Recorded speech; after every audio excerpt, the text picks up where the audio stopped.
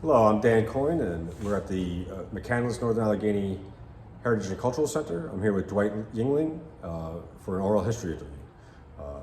I am only just met Dwight a few days ago.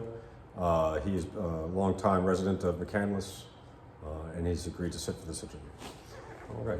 So Dwight, let's start with the basics. Tell us your full name and where you were born. Dwight Edward Yingling. I was named that because I was born in 1960, and of course, Eisenhower was president then. Okay. That's what my mother told me anyhow, Okay. so I believe it. Great. And who were your parents? Earl and Mary Yingling. Very good. And they lived right here. My dad was raised right in Ingomar, and my mother over in Hampton. Very good. So it was local. Okay, great. And so you grew up in the town, and McCandless. so you grew up in McCandless. Love to know what some of your recollections of just being a kid growing up in McCandless. What was that like? It was like we were on the edge of the country back then, because Wexford was there were cornfields just past the McDonald's. Okay. And I remember the big barn. There were a couple big barns up there. And then when you got out of Wexford, it was really country, going all the way up to Zillion because Cranberry just had a red light, and that was called Crider's Corner back then. And that was when I was a kid, and of course it built up pretty quick after that. 228 was just a 2-lane road, so that was just a 2-lane country road. But around here, Ingomar Road, McKnight Road was built before my time, and that was like the new throughway out to the North Hills. Okay. Before that, it was Route 19, and that Route 19 was the main road, and of course, it's called Perry Highway or Route 19. Okay. Ingomar was always just a quaint little town, a couple gas stations, post office, meat market maybe, which isn't there anymore, but just a few, the shoe repair, he's still there. Oh, okay. Just a few businesses. And McCandless was mainly just turned into housing, from the farms to housing. There wasn't too much commercial, McCandless Crossing, nothing was there. Nothing really commercial until you got down into Ross Township. Okay. Because that would have been Northway Mall was your first, plaza heading down McKnight Road. Yeah. Historic itself, because it was like one of the first, I think, one of those concepts. So heading north, Wexford didn't have that much. They put in a car dealership probably in the 60s, and then from there it took off then, into the 70s and 80s and started to build up. But and now of course it's crazy busy, Yeah. So what did a kid do in those days? What type of stuff did you do?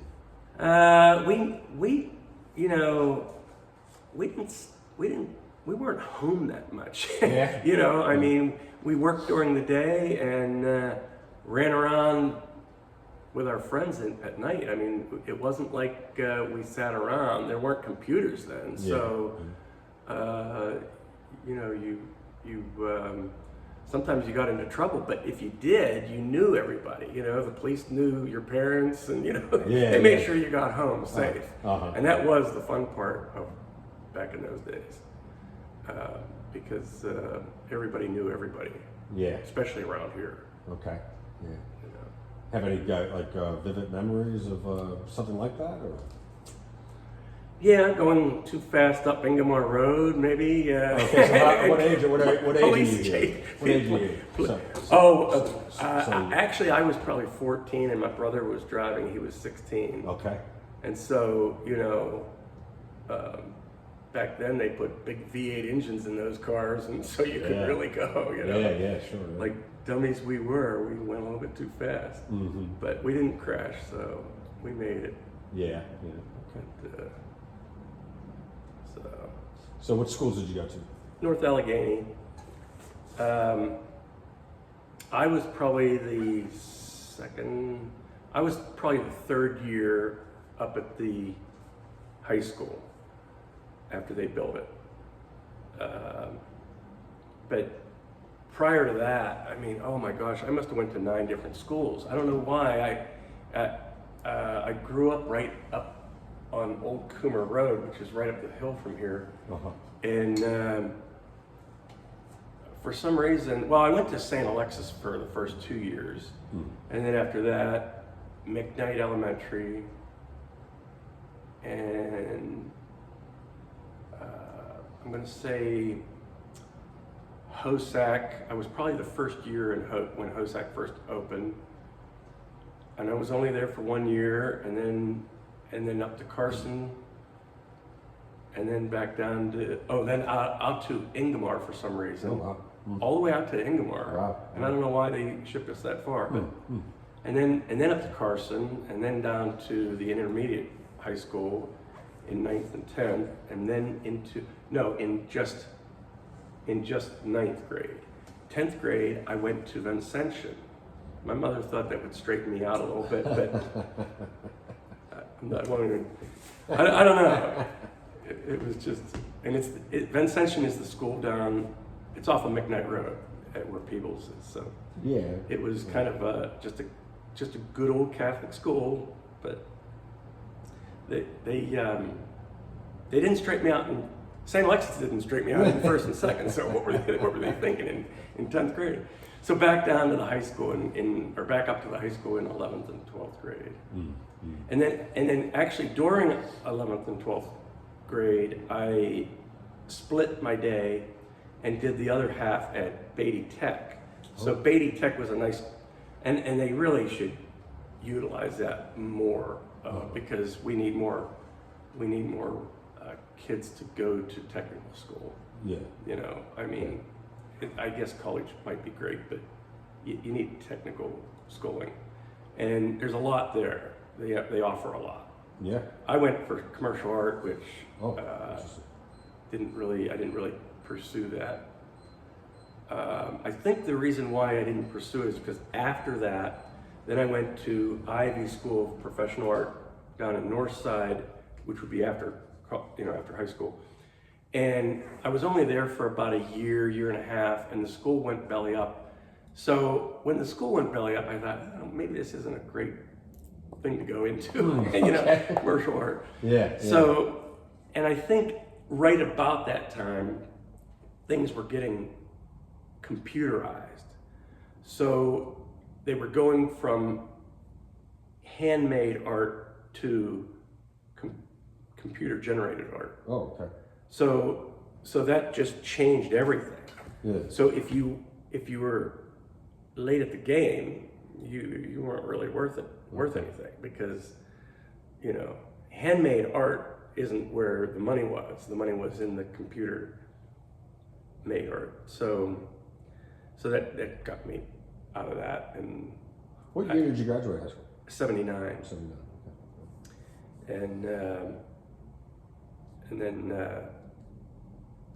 And then I started working for my dad and took over a part of his business, which was the towing end of it. And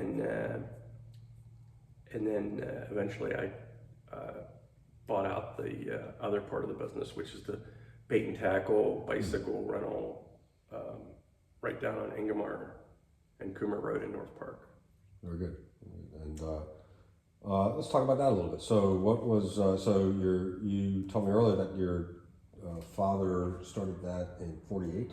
Yeah, he had a couple jobs when he was young, and one of them was to deliver ice cream, he worked for Taylor's.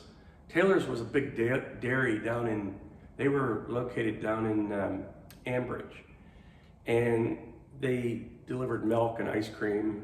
Well, actually they delivered milk mostly. Okay. But there was an ice cream stand right at the corner, and that was Taylor's first ice cream stand. And that's what got them into the ice cream business from the milk business. And so my dad started delivering ice cream down there, and the guy that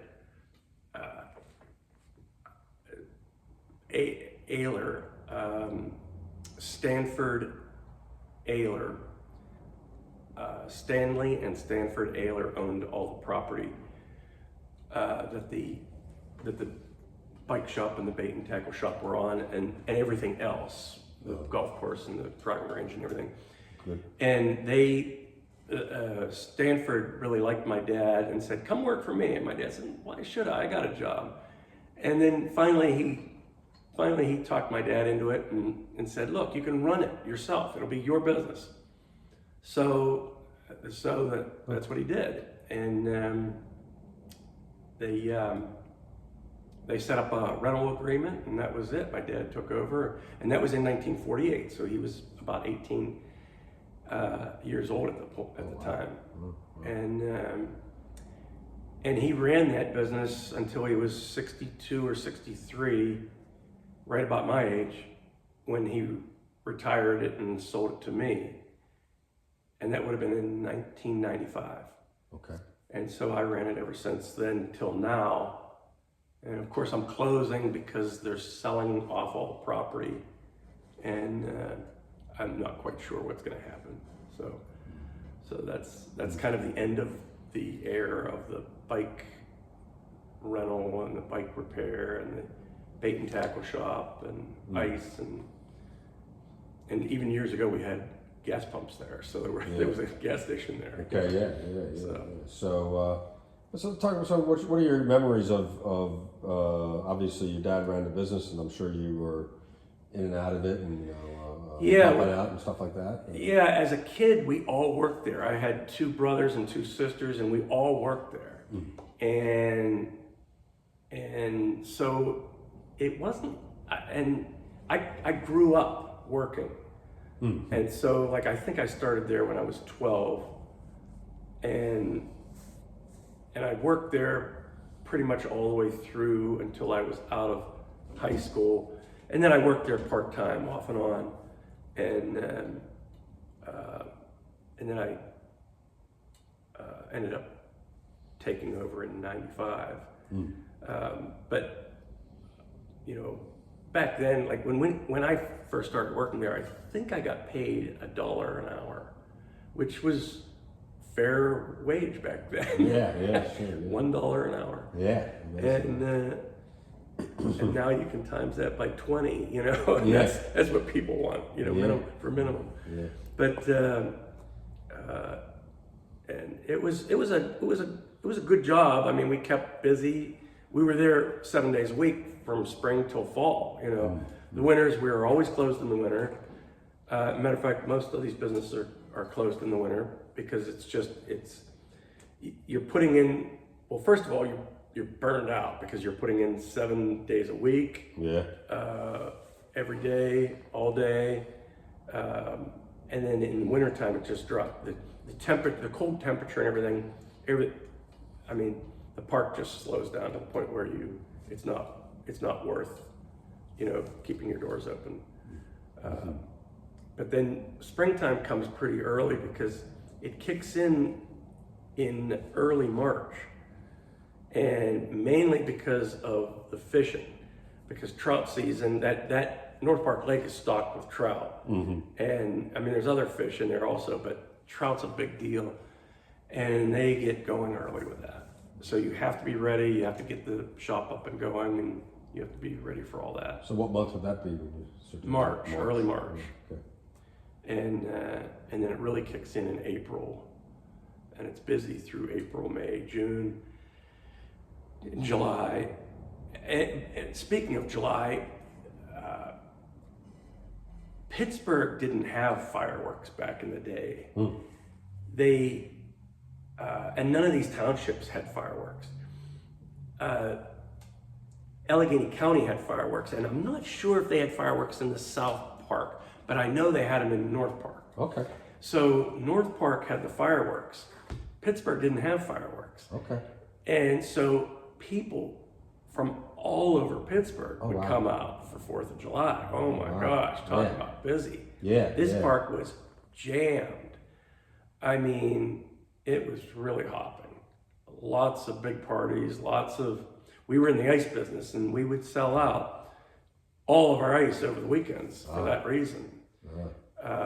And ice was a big deal back then, especially block ice. Yeah. That was, and people don't even know what that is anymore, you know? Yeah. But North Park was crazy busy for 4th of July because all the fireworks were out here. And that was unusual because it's unheard of now, you know, because now everybody goes to the city, or they have all these community days that have fireworks. Right. So McCandless, all the local, Hampton, Pine, they all have their community days. So they have fireworks. So you really don't have to go very far. You can pretty much stay home. So that really must have sounded like it was a really wild time and just it was, and they were the full fireworks. Yeah. So you could go to any one of these hilltops and watch them. Yeah. You know, because they shot them off up near the swimming pool, the North Park swimming pool, where the pool's pretty high up on that hill. Okay. And it was wide open up there, so they didn't have to worry about the sparks burning things down or anything like that. So, sure. And you could see them from miles around.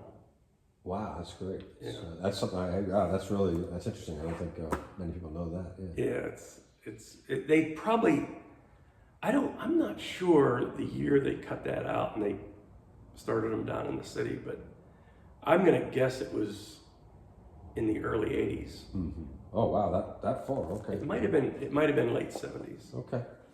But I know in the early 70s it was still out here. It might have been mid 70s. But you're right. A lot of people probably don't know what block ice is, and where did the ice come from? How did your dad deal with it?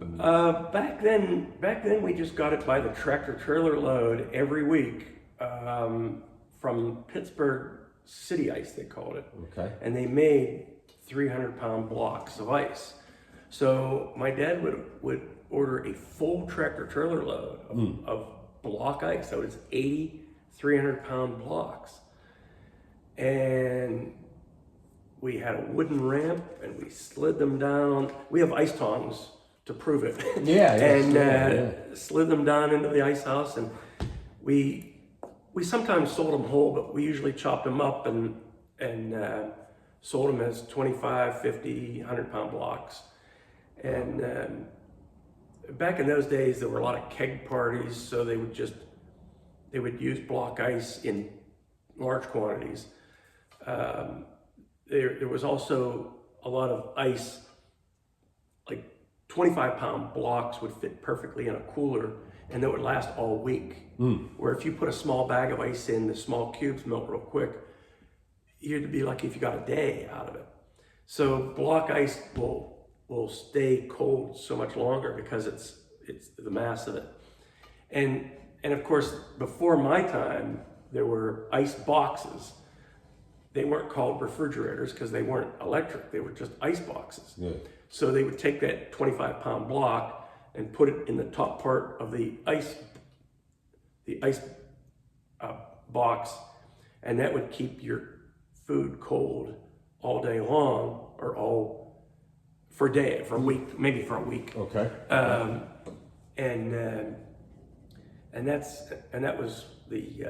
That was back when the Iceman cometh. He would carry his ice tongs and bring in a 25-pound block and deliver it to your house. Right. You know, that was before my time. That was probably up to the 50s. But after that, then they got the electricity going and refrigeration going. Yeah, sure, yeah. So how did your dad keep the ice? At first, it was just a refrigerated ice house. I mean, an insulated ice house with no refrigeration. Okay. But he had it all sold by Sunday afternoon. Okay. So it didn't matter. Okay. But then eventually he refrigerated it and was able to keep it longer, and that's how it kept the ice. Okay. And that reminds me of back in the day, way back in the day, they used to, before they made the block ice, they cut it out of lakes, frozen lakes. Yeah. And they actually buried it in the ground and covered it with sawdust. And that kept it for a long time, and especially if they buried it below the frost line. So it kept for a long time. And that way they always had ice, but that was back 100 years ago. Yeah, that was right, yeah, way yeah. before my time. Sure, yeah. And so. But you saw that's interesting though. You saw a little bit of ice operation. Yeah. In your And the ice business is completely different now. It's just during COVID, it totally tanked. I mean, there just weren't parties. Yeah. You know, it was. That's interesting. The ice business just really tanked. Some businesses took off though. Fishing took off because nobody had anything else to do. Yeah. So they could go fishing, and you were kind of by yourself. You weren't really in a crowd. You could just go fish wherever. You know? Yeah. So fishing was okay. Bicycling was okay because you're out getting air and fresh air and exercise, and so you could still do those things. Yeah. So some businesses thrived and others tanked. Yeah. Well, we're jumping a big amount of time here, but that's interesting you bring that up. You had an interesting perch for the pandemic. Yeah. Because like you said, the fishing, bicycling, and golf were things that people could do. Yeah, So but at first they couldn't do golf. Remember, they wouldn't open those golf courses. That's right. Yeah. But then I think there was too much money backing it, and finally they said, "Yeah, I guess we have to open that." Yeah. Yeah. Yeah, and also, I mean, you get breathe. It made no sense. You're outside. It made no sense. Yeah. So, but what I'm thinking is that you, a lot of people didn't go to work during the pandemic, and you must have. But you. Oh, I was there every day, all day. Yeah. Oh my gosh. Yeah, it was too busy. Yeah. Because it just burned me out. I was just really tired. Yeah. Matter of fact, I do remember that fall. We were still cranking away. Come November, I closed. November 1st, I remember I closed. And we still had a couple nice weeks of weather that year. And I said, I can't go on anymore. We always close right around the beginning of November anyhow. Mm-hmm. But that year, didn't matter. I wasn't going to stay open any longer because we were busy. Okay. Yeah. And plus, it was a stressful year. Yeah. Because nobody knew what was going on, and it was stressful. Yeah. It was stressful for everybody. Yeah, it was indeed. Great. Let's talk a little bit more about kind of earlier times, and so you've also had a front row seat to North Park and any changes and things like that. How would you say over time what you've seen in North Park? And Yeah, North Park. North Park's got the lake, and it's bigger size wise.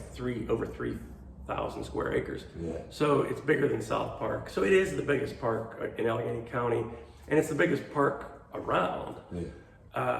And it provides a lot. Skating rinks, the swimming pool was one of the biggest swimming pools in the United States for quite a while. Yeah. Those wave pools and stuff are smaller in size, but they attract a lot of people because of the waves. But the park has a lot to offer and had a lot to offer, and a lot of picnic groves throughout the park. And there were it seemed like throughout the years, the different administrations that would take over would do different things. So they, some would fix up the park and some wouldn't, some would, so it kind of had its ups and downs where some pavilions got ran into the ground and some they remodeled and brought back to life.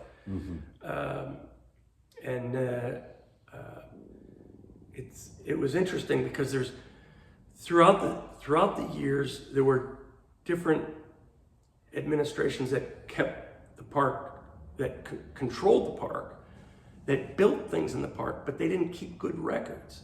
So like there's the Fountain of Youth, for example, where there's water coming out of the ground and it's piped. And it's kind of like, okay, there's a cave there. Somebody built all that. Who built it? Hardly anybody can find out the real behind the story of that. There's other things in the park that were built that people look at and go, what was that built for? And why did they build it? So there's and then there's also architecture that German architecture or different. It depended on who was who was running the county government at the time. Okay. That's the only thing I can think of, that the reason why things look the way they look, especially when they were building the park, because things changed from like the first 10 years to the next 5 years, and then the 5 years after that. So it depended on who was in office. And how they wanted to make it look, And there's a lot of, and South Park's the same way. They have a lot of different things that a lot of people are still to this day trying to figure out, like the swimming pool that was built out of stones, It's since closed, but it would have been quite dangerous, slipping on a wet rock, and injuring yourself. But they didn't think about things like that back then, On hot days, everybody just wanted to go out and cool off, Good. So again, so you've been, your dad owned the business in '48. You still running it today. Maybe it's might be seeing its last years or so, but what memories you have that might be interesting about running this? It's interesting because of the change of the customers, for example. It seemed like years ago you knew pretty much everybody, and if you didn't know them, you got to know them because they were coming out from the city to come out to the park, But in the past 10 to 15 years, it's really changed. Like I think people are moving into the area that are from different areas, different countries.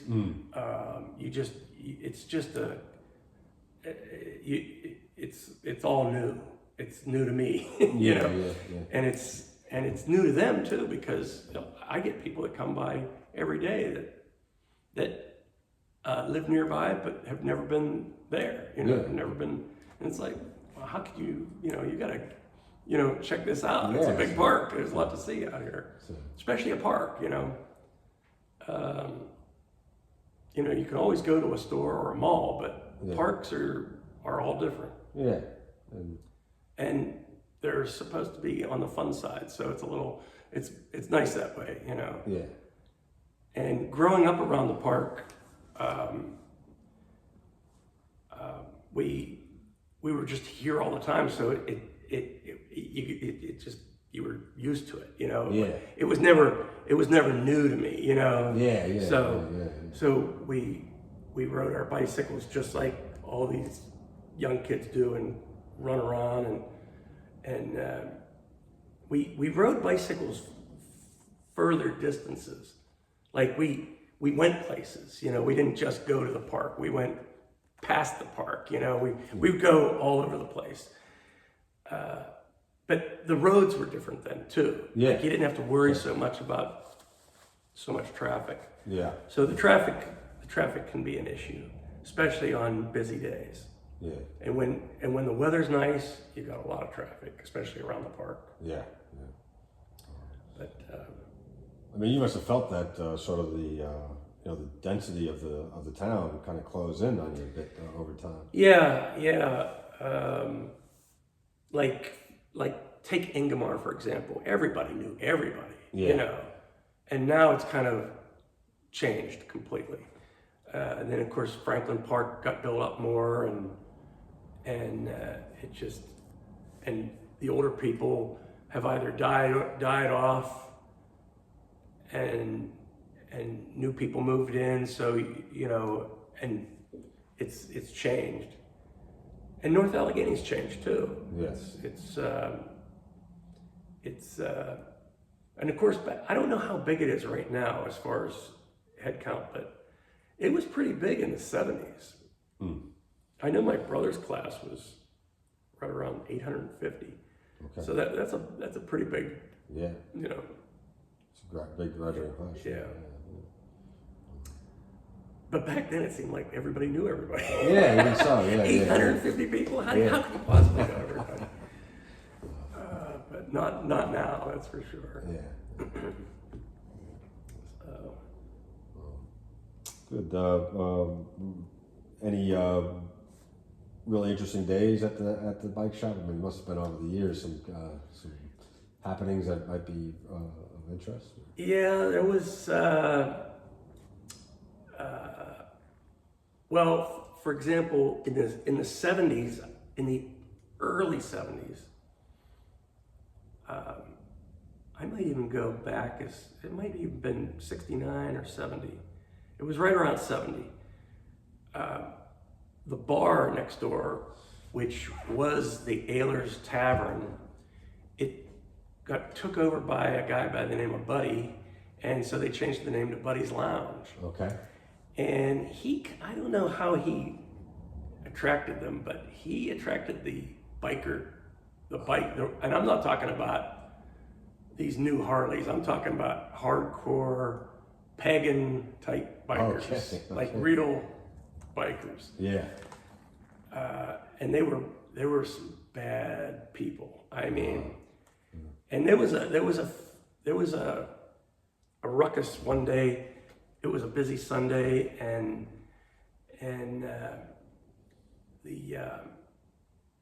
someone came back with a bike that he rented, and one of the bikers grabbed it off of him and threw it in the air, and so it caused a ruckus, and they came over and they beat all of us up. I mean, I didn't get beat up because I was just a little kid at the time, and I kind of hid in the back. Oh, wow. But my dad and my brothers, which were older than me, and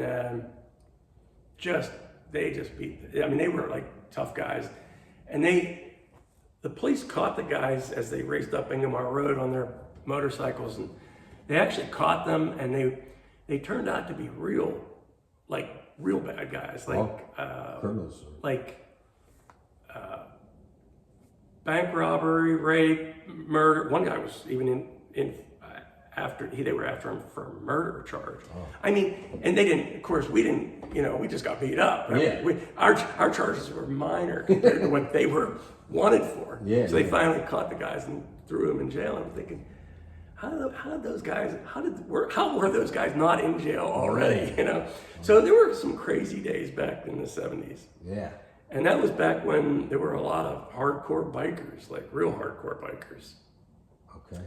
And now most of the bikers you see are veterans and flag flying and good, decent people that would protect you. Yes. And not beat you up. Yeah, they do a lot of charity So it drives is the and- complete opposite when it comes to yeah. bikes. Yeah, okay. Speaking of bikes, Yeah. North Park had a problem back in the 70s, early 70s. And it was with mopeds. There was a moped rental, and they were racing all through the park, and I guess they thought that, and of course now electric bikes are doing the same thing, but nobody seems to care. Yeah. But the mopeds were for some reason they were a problem, and so Allegheny County came up with a law saying no motorcycles are allowed in the park. Uh-huh. Well, that was not it was unjust because this is a state, Ingomar was always a state road. Okay. And it goes through North Park. Yeah. So if you were on your motorcycle, you had every right to go across Ingomar Road. Sure, yeah. But the police were pulling all bikers over. Oh, wow. Because they weren't allowed in North Park. And that went on for about... mopeds. Because of the mopeds, yeah. And so that might have got rid of the riffraff of the bad bikers too. Yeah, I mean, but it also was a real odd time because it was probably right about the time where they had the fuel shortage, and you could only sell gas to a odd license plate, yeah, and then the even license plate the next day. Okay. I mean, really crazy times. Yeah. Like who would think that Yeah, you couldn't buy your yeah, gas yeah. today, but you can buy it tomorrow. Yeah. And you can't ride your motorcycle down this street because we don't allow that, you know? Yeah. So that only lasted about a year, and then they got rid of it. And I think that turned into a go-kart track when they got rid of the mopeds. Okay. And that lasted for a few years through the 70s. That was an interesting time. Hmm. Yeah, there were a lot of different interesting things that went on down through that time that you wouldn't think could possibly happen, you know, but Yeah. so. Interesting. So how, yeah, you were talking, when we were talking earlier, you were talking about some changes that are in that corner. I think you mentioned at one point there was a big barn where they did square dancing or something? Yeah, I gotta look that photo up. I can't remember the name of the family that owned it, but it was right about where we're sitting, right here right about here, and you could see it from down at the intersection, and it was used for dancing. Like it wasn't being used as a farm at that time. Okay. It was probably used as a farm prior to the Depression. Mm. But when the Depression hit, farmers that really hit the farmers hard too. Mm. So that was probably when they were starting to open up the park is when they turned it into a big dance hall. Okay. The barn. Mm. So, talk about having a real barn dance. That was the real deal. Yeah. Because I remember asking my dad, I said, Dad, that barn, where did that go? Okay. Oh, they tore it down in the 60s. Okay. So I was like, oh, okay. Or in the 50s. They probably tore it down in the 50s. Okay. Mm-hmm.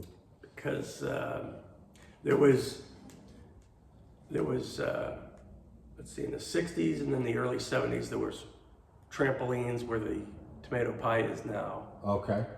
And they were big trampolines. Oh, really? And it was just for, you pay and you jump. Okay. Until somebody, broke their neck, and then of course they went out of business. Yeah. And then they opened up a pizza place. Yeah. It's a lot safer to eat pizza. And beside that, between the tomato pie and the bar was a putt-putt course. Not to be confused with this putt-putt course that the Williams are running, but there was one down further. And my dad told me that that was in operation for about 5 years, and they just got tired of it. It was they were too busy with everything else, so they tore it down. But that was behind the bar. The bar was actually built from a house. There was the Ehlers that owned all this property lived there. And that was prior to the building of North Park. When they started building North Park, the federal government gave money to the county to put people back to work. And what better than to build a park?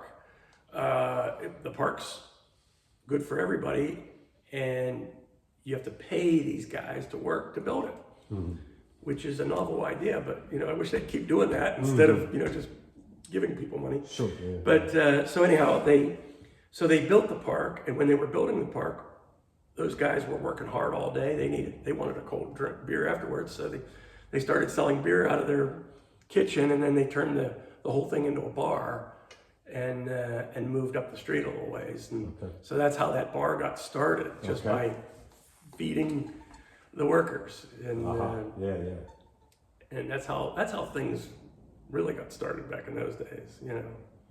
The old-fashioned way.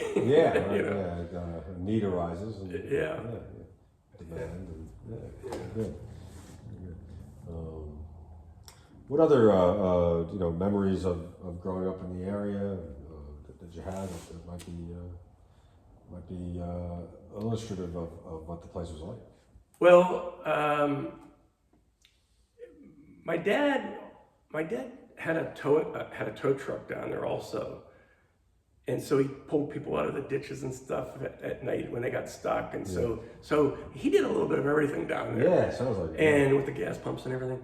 So being in the towing business, I grew up as a young kid going out with him, and we'd be picking up the wrecks for the McCandless police and the county police, and the roads were twistier and windier, and a hairpin turn meant like that, like it, that. I mean, they really were, and there weren't turning lanes, there weren't reflectors, there weren't lights. Your headlights were dim to begin with back then. There weren't, there was this LED stuff. Oh my gosh. And so the roads really changed. Babcock Boulevard, they called it the S-bends going up to McKnight Road. And oh my gosh, there were wrecks there all the time because, really? They were sharp bends. Yeah. McKnight Road, there were no turning lanes. So if somebody was turning, there weren't very many red lights either. Well, let's see, the only red light that I can think of was down at Peebles. So you came up McKnight Road and you blended onto Route 19, and I'm trying to think where the closest red light would have been. Heck, it might have been out in Cranberry, and then Zelienople.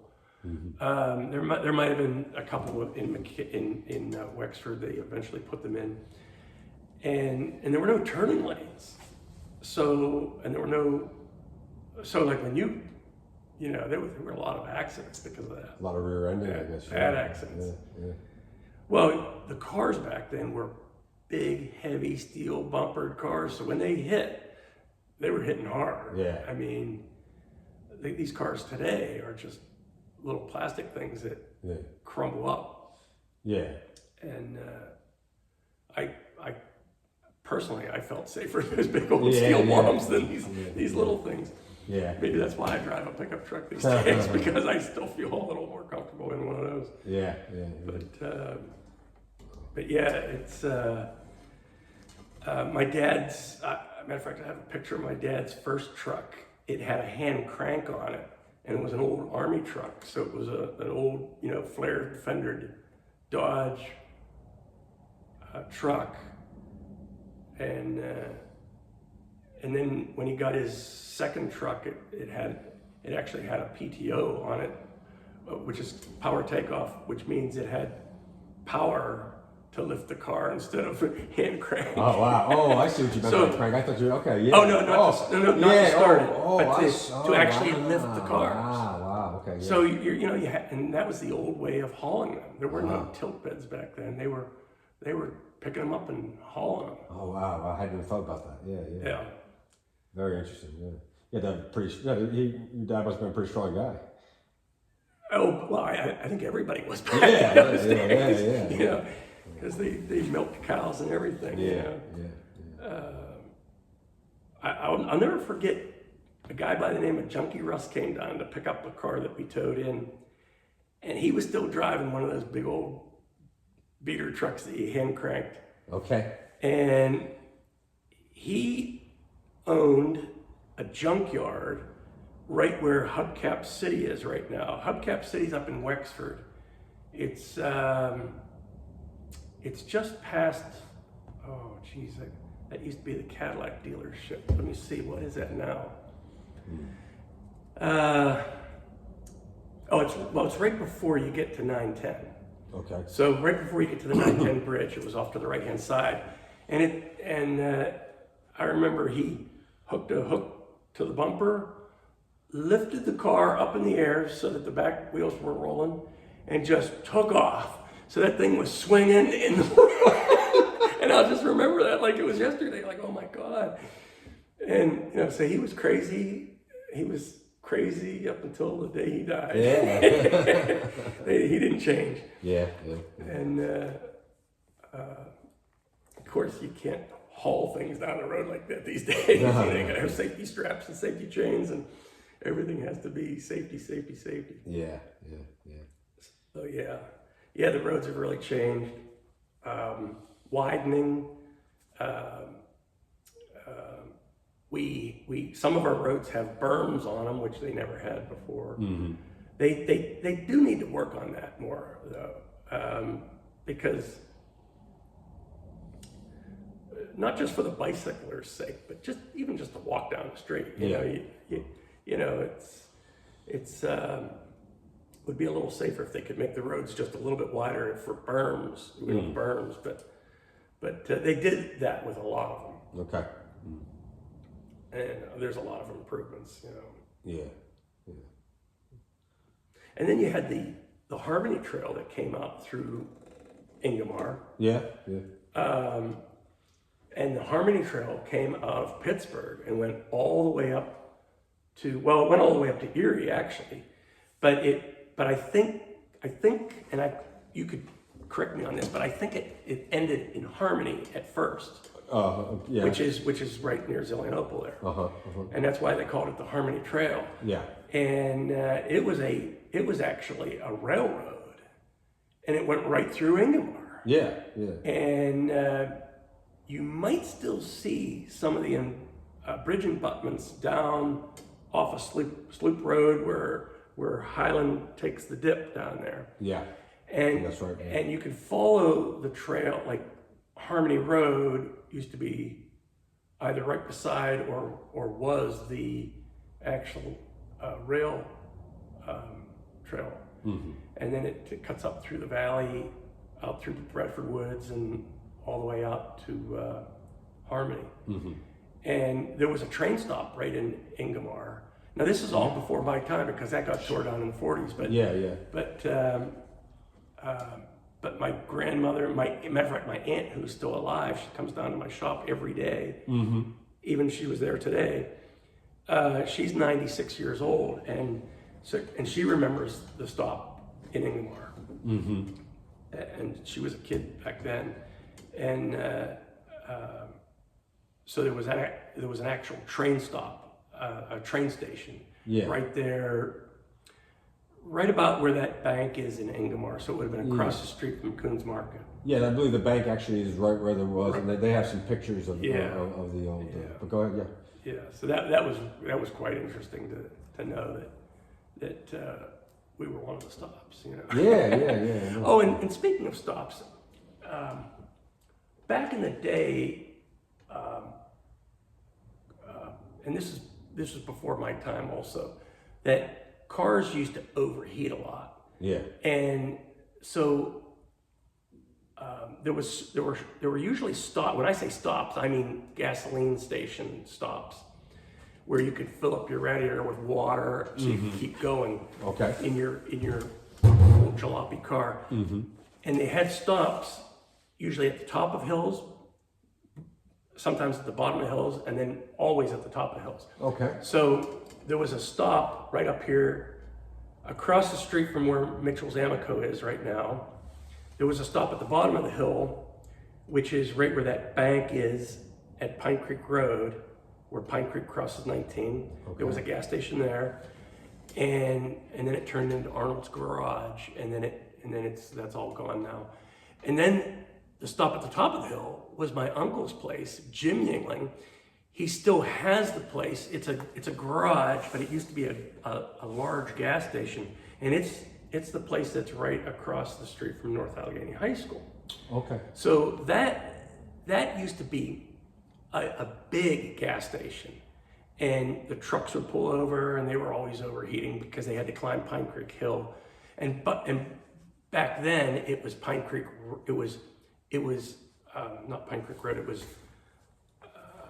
It wasn't Route 19 because they didn't have it built yet. It was Old Perry Highway. So Old Perry Highway winds up past St. Alexis and pops out at the top of the hill. Okay. So that would smoke your engine climbing that hill, especially in a truck. So they were always pulling over at his place, and he grew up there as a boy.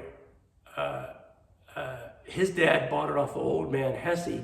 Old Man Hesse had it back when it was exactly that. Okay. And they kept the name. It's still to this day called Hesse's Garage. Oh, okay. Oh. And there isn't a Hesse around. Very interesting. Yeah, that's cool. Yeah. And that's up in Wexford. Okay. And a lot of people were wondering, who's Hesse? There is no Hesse. There used to be, though, years ago. Yeah. And Jim Yingling, he still owns it. Okay. I believe he retired the actual labor business, and he's just renting the business out to Mark. He's running the mechanic shop now. Okay. Which is nice because it's an old style mechanic shop where you can take your car and get it fixed, and you're not taking it to a dealer. You know? Right. Yeah. So you can still, you can still get your local oil changed and everything. You know, Okay. And deal which with is nice. people you can talk to. Yeah, exactly. Somebody you know. Yeah, How about that? Yeah. That's unheard of these days. Yeah. That's where old Joe Bullock grew up, right? Yeah. I believe he grew up right out there on Brown Road, or McKinney Road, maybe. I thought it was up there by the tavern, by the Wygans, or it's what is it? What's the tavern up there now? Coles? No, I'm thinking about. Oh goodness. Now Coles is an interesting tavern. They're right at the intersection of 910. Yeah. And that was actually that was actually considered Wexford, the town of Wexford, right where Coles Bar is, that little section through there. Yeah. And Coles Bar has been there owned by the Cole family for forever. Yeah. And it's an old stand-up bar, and I believe it's still an old stand-up bar. Okay. So if you go in there to order a beer, you better be ready to stand up, because guess what? You're not sitting down. Yeah. I have to get out there. I've heard a lot about it. Yeah. And so there's still a little bit of neat history around here that is still standing today. Yeah. Very good. Yeah. No, I was thinking of Billy's Roadhouse. Oh, okay. That's climbing the hill. That's going up the hill. Yeah. Billy's Roadhouse used to be Wiggins Tavern. Wiggins, yeah. And it was, I'm not sure, but I think the whole Wiggins family grew up in that big house. It was like a big old house. Yeah. And then they just started serving beer in the lower half. And of course that was a stop because that was right at the top of the hill. So what better than let your engine cool down, have a cold beer, there you go, on your way. So that was one of the stops, exactly. Yeah. They didn't have, I don't think they had gas pumps there, but they had beer there. Yeah. And they still have beer there. Yeah, they did. And they should change the name from Billy's back to Wiggins. And there again, there are no, I don't know if any other Wiggins are left around there anymore. But my grandfather Yingling, my great grandfather Yingling, his house was right down from Wiggins Tavern. Mm-hmm. So Billy's Bar, and he managed the oil dikes around here. So I'm not sure. For some reason, I'm thinking it was the Standard Oil Company that he actually worked for. Okay. And he managed the lines. So in this area, there were a lot of oil pumps. Yeah. So they were pumping a lot of the oil to the big tanks, and those tanks were bigger than this building. And they were round tanks. And that's where they filled them down there. And then they trucked them away from there. And they were located right where Trader Horn used to be. Okay.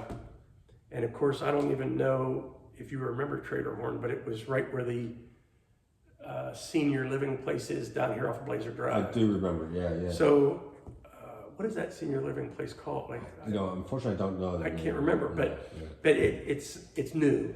But a lot of people would remember Trader Horn, and that's where the big oil tanks were. So all the lines from Wexford and the McCandless area went to those big tanks, and that was.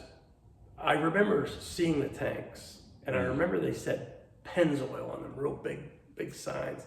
Okay. But I don't know where the Standard Oil Company, like maybe it was both, because Pennzoil and Standard were two different companies back then. Okay.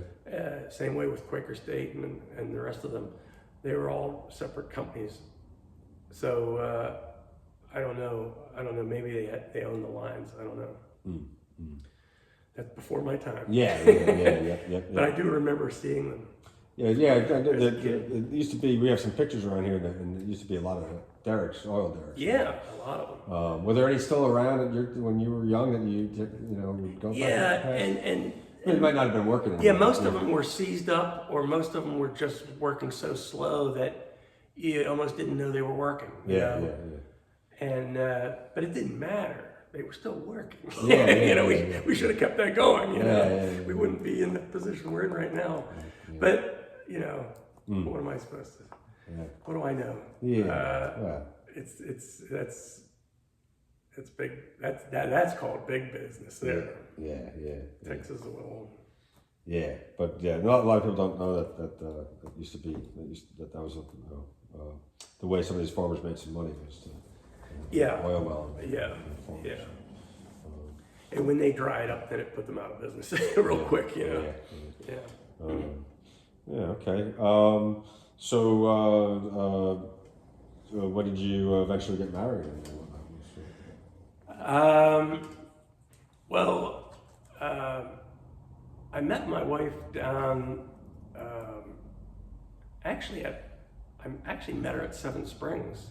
Oh. I was skiing, but she wasn't. She was there because she was working for Mercy Hospital at the time, and she was putting together a ski trip for the residence department. She ran the residency department, so they would always have a ski trip every winter. Okay. That's how I met her. Okay, right. And so we got married right down in Swickley, and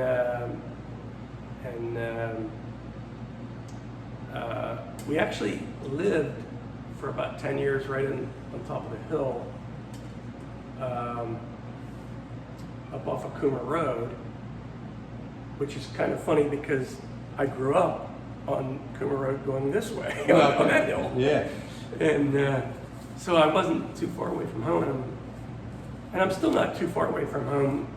Probably about 5 or 6 years ago, we moved up near Zelienople, so we're a little out in the country now. Okay. Yeah. And so a little driving to work now. Yeah, it's a little drive, and I like living out there because it's back to my country days, where I feel more comfortable out there. Yeah, sure.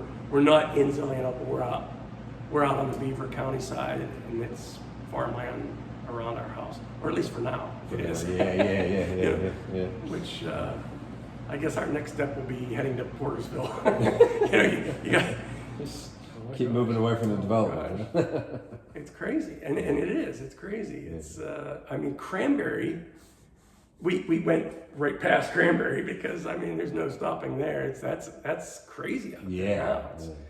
It's so congested. Even since I've been, I moved in the area in 2001 actually. And it was up in Cranberry at first, and it wasn't like it is right now. Yeah, it was just getting. I dread going to Pittsburgh because of the craziness. Yeah. But I dreaded going to Cranberry. So I gotta go past it real quick to get home. I agree with you. And Cranberries. I don't mean to criticize Cranberry so much because it's that whole it's that whole area, and and Wexford, Warrendale, Wexford, it's all filtering down, and north of North Park, there isn't very many. There isn't very much space left anymore. Yeah. That isn't. I can't think of any farms left that haven't been bought up and developed into housing plans. Yeah. Well, it's okay. I mean, that's why I think we owe E.V. Babcock a thank you for preserving that land. In that park. Yeah. He had a vision. Yeah. So. What other memories that you have that would be something that would talk about? And I mean, you've been in this town for a long time, so. Yeah. Pretty much grew up here, and your wife was from? No, she moved down from Buffalo, New York. Oh, okay. So, she misses Buffalo. Okay. She goes back to Kenmore, Kenmore, New York, which is right. It's kind of like the North Hills of Pittsburgh. Okay. It's not Pittsburgh, and she misses it, but she adapted very easily down here because she's used to the cold winters, and and of course they get their nice weather up there in the summer just like we do. So,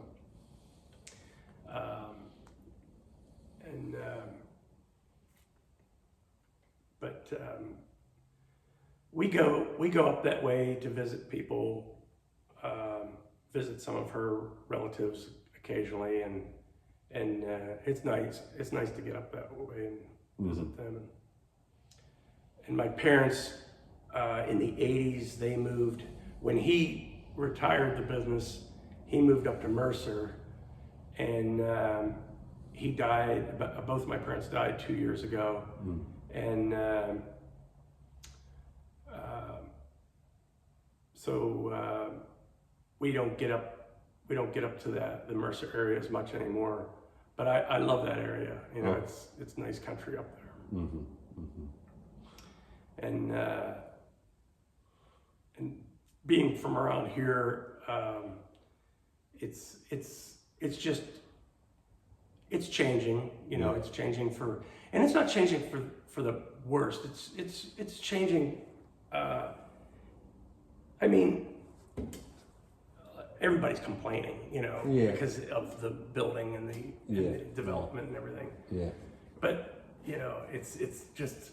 that's just the way it is.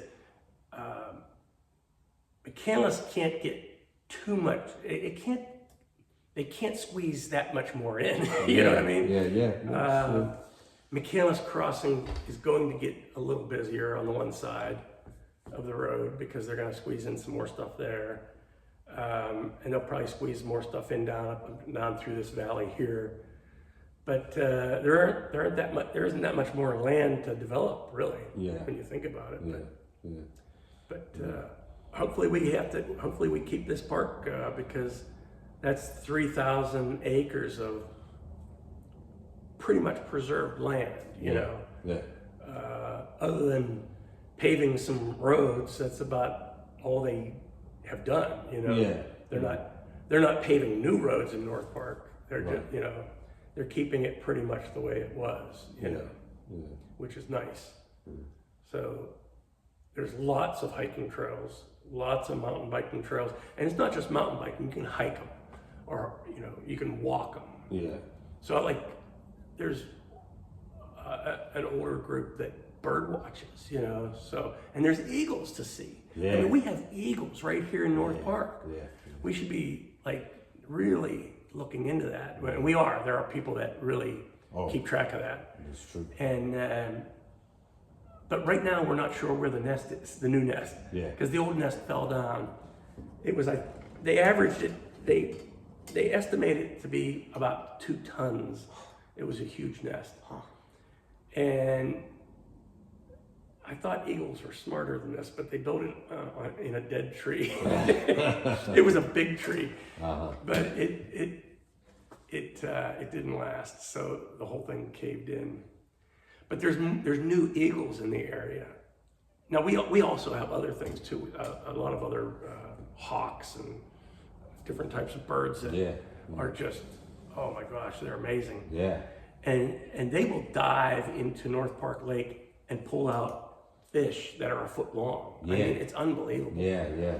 So fishermen have competition every way you look at it. You know? The birds are fed well around here. Yeah. What do you hear from your fishermen that come in and get in bait? I mean, what are some of the stories? Oh yeah, I mean, there's a lot of good fishing locally, but as a bait and tackle shop, people come from miles around because there aren't very many of them. Okay. And so you're selling bait going to a lot of different places. Okay. And so I get, I think that probably 90% of my customers aren't even from the area. Okay. And when I say not from the area, I mean definitely not from McCandless.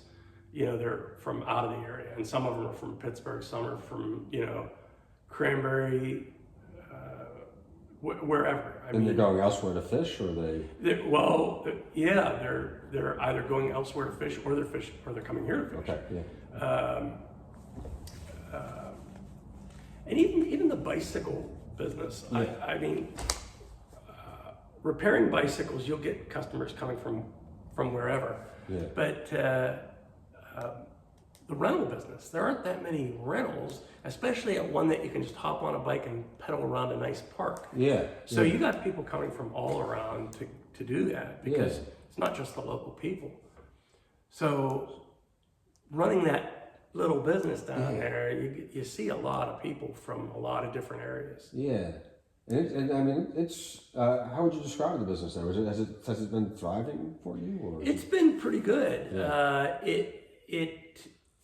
It was really busy in my dad's day. Oh my gosh, both fishing and biking back in the 60s was booming. It was booming. Yeah. And I'll never forget my dad always he had busy days in the late 60s and early 70s, but in 1972, it was a Sunday, beautiful weather. He rented almost 1,200 bikes in one day. It was 1,180 bikes. Wow. Because we had all the receipts for all the bikes. Yeah. So they were that was an hourly rental. That was 1 hour rental. Wow. And it was, at the time, he had like 120 bikes. So he had a lot of bikes. And I'm probably at about 40, maybe, maybe 50 at the most. Okay. But they were the busy days. That's amazing. Yeah. Yeah. They were the busy days. Yeah. And during that time period, he also had huge school groups that came out. Okay. So back in those days, especially inner city schools, they went out to the park. They took their kids by the busload and brought them out. Wow. So in the spring of the year, let's see, it was mostly in the spring of the year. Sometimes they had some fall days before, but it was mostly in the spring of the year, and that would have been near the end of the school year.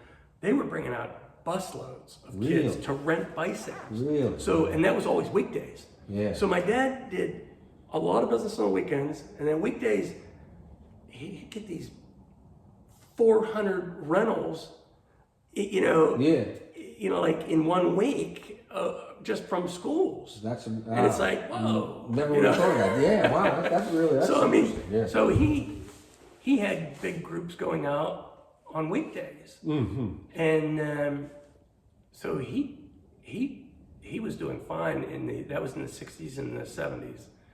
And then of course in the 80s that all dropped off, and they weren't busing the kids out as much, and they were building more parks the inner cities, and townships were building parks, and so things slowed down. I would think in like the 90s,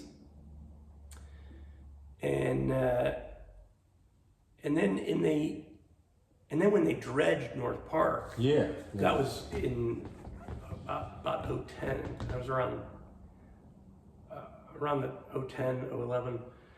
I owned the business at the time. I pretty much went bankrupt because for those 2 years, it was just, I had to hang on to everything, hoping that they would get done right away, but it took them 2 years. It took them, and they dug out the lake and dredged the park, and even the bicycle business was slow because who wants to ride a bike around a mud hole?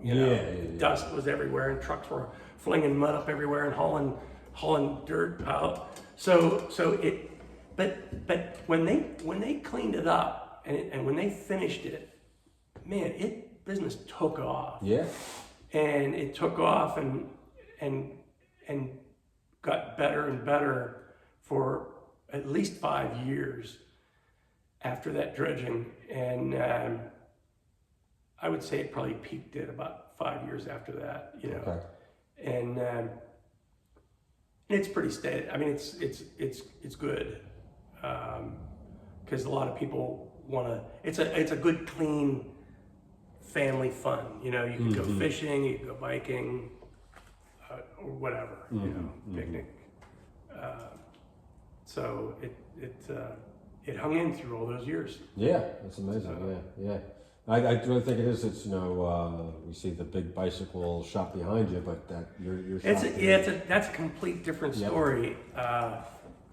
If you want to buy a $5,000 electric bike or something like that, it's good to go. Yeah. They do a lot of the high end stuff. Yeah. And they don't rent bikes. They just they sell and service a lot of real expensive stuff. Running, I think they have a running shop in there and of course there's a restaurant and a bar over there. So I guess everybody enjoys that. Yeah. And they usually have live bands playing, and I can hear the music from over our way, Yeah. And the people sitting out enjoying a pizza at Tomato Pie can hear them as plain as day. They're jamming away right over there. So nobody seems to complain about that, Okay. So it's fun for everybody. Yeah. And on nice warm days, everybody stays busy then, Yeah. Good. No, when I started going up, I thought, oh no. Little bike shop's going to go down, but you obviously serve a different clientele. Yeah, it was a different. Actually, it helped me because. Is that right? Yeah. Because when they opened, they had advertised, so it brought more people out, brought more bikers out. There you go. And people were like, I do a different kind of thing, so. All that did was add business for me. Oh, well, good. It didn't slow me down at all. That's great. Yeah. No, competition is not a bad thing. Good. Matter of fact, a car dealership will tell you you'll sell more cars if you got another car dealership beside you, because more people will flock to that area to shop for a car. Sure. Yeah. So it's convenience. It's always a good thing. Good. Yeah. Oh, that's wonderful. I can remember moving up here in 2001 and going to the park and seeing your bike shop. I thought that was a wonderful little thing there, and it just kind of had a nice feeling. I did one day I took a bike in to get fixed, and you repaired it, and when I came to pick it up, I had forgotten my wallet. And and I told you, I forgot my wallet. I go home, and you said, no. Just when you take the bike, and when you have a chance, come back and pay me back. And I guess that is unheard of these days. Yeah, and I'll always remember that. Yeah. I don't worry too much about that, because if you treat people right, they'll treat you right. Yeah, most people are honest. Yeah. Yeah. All So right. Anything else? Anything that you'd like to? I think low battery. no, just slow. Okay. We might still be going here. Oh, okay. But anything else that you want to close with?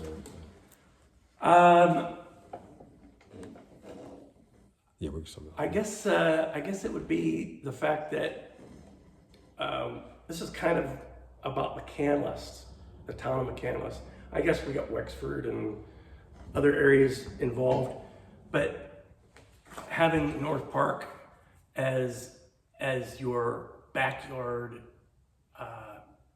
neighbor is really, you really need to enjoy it, because there aren't that many places where you got all of that right in your backyard. Yeah. You know, I don't care if you live up in the flats or over in Ingomar or where you live, you're only a couple minutes away from a big park. Yeah.